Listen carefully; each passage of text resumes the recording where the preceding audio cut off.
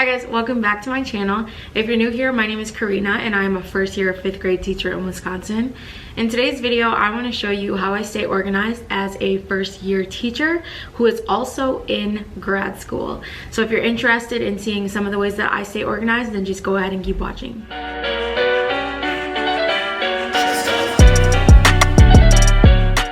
Alright, so I think that it is practical enough to say that there is not one specific way that I keep my head screwed on as a first year teacher in grad school.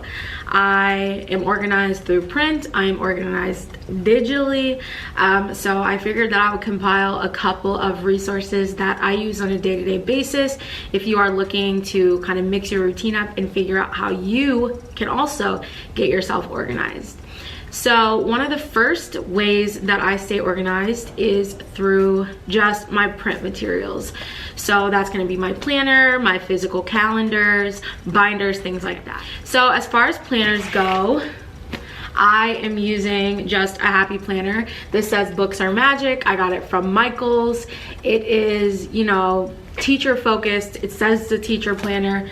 I don't really feel like the actual planner layout has anything to do with me specifically being a teacher, really just the decorations and maybe the checklist in the back. I use my planner obviously for lesson plans and just little things that I don't want to forget. It is important to note that I don't actually use the calendar view as much as I use the day-to-day layout. It's just not as useful for me because I always have my planner left open to the week that I'm on. For the calendar view, I actually use a desk calendar, and I just got this from the Target dollar spot. I think it was like $1, $3 maybe. This is where I put more of my bigger events, doctor's appointments, drills, tests, payments are due, things like that. And I really enjoy having this out and ready so I can just jot something down when I'm working at my desk, or so I can peek and see if there's anything important happening tomorrow, for example, like a birthday.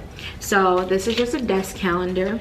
As far as the grad school aspect of things, being a first year teacher especially, and being actually in my field as I'm going through student teaching, it's really important for me to make sure that I have my grad school stuff separate than my regular teaching things.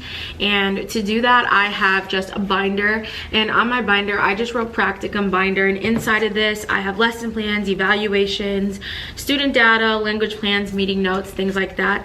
And this is just how I keep my mind all in one piece when I am going through this student teaching placement.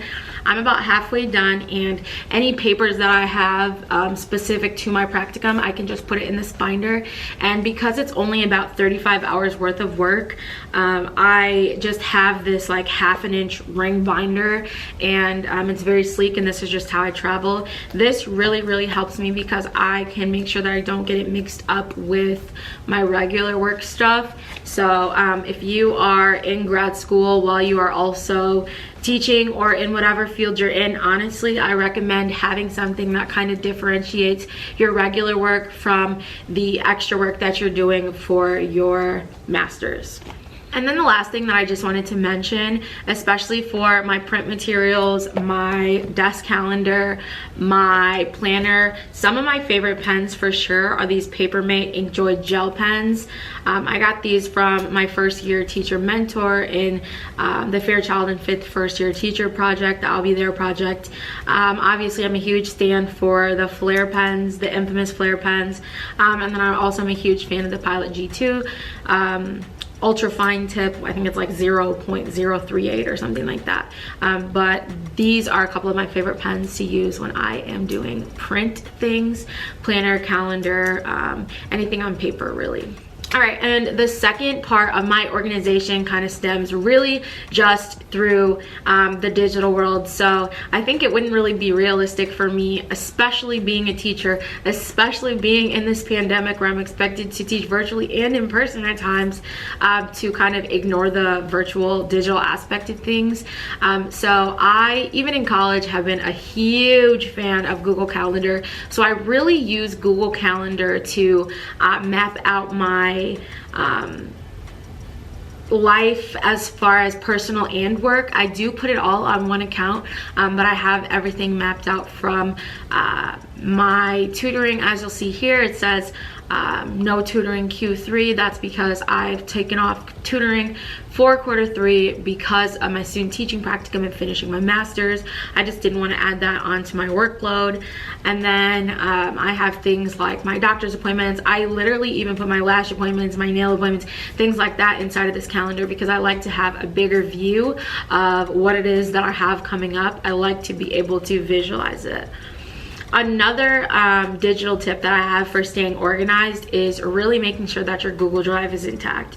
So when I say this, grad school especially, obviously as a teacher, especially in a Google Suite for Education type of district, I have a ton of Google documents, slides, Google Sheets, Google Forms, all of these Google products. And so if you don't have folders, you need to get on the folder game. You can change the color, kind of just making sure that you organize it in a way that it'll be helpful for you, because the last thing you want is to lose a document in a sea of 100 plus documents. And for grad school especially, I do have a specific folder that I just have it red because that's the color for the college that I'm going through. And this is where I put all of my grad school stuff, and within that folder I have folders for specific classes, because if I'm writing papers for my quant class or my fundamentals classes, I want those papers to go where they belong, so that when it comes to a point of me needing it again, for example in the beginning of my practicum I needed to refer back to my philosophy, which was in my Foundations of Education course. I had to go back into that course and I knew exactly where my philosophy was because I filed it. So especially with those digital documents, you're going to want to make sure that you have some sort of filing system that will be helpful for you. So those are a couple of the tips that I have for staying organized as a first-year teacher, also in grad school. If you liked these grad school videos and you want to know a little bit more about being in grad school during the first year of your career, teaching especially, because obviously I can speak on that, be sure to leave that in the comments below. Thank you so much for watching. If you like this video, be sure to give it a thumbs up, subscribe if you're not already, and I'll see you in the next one. Peace.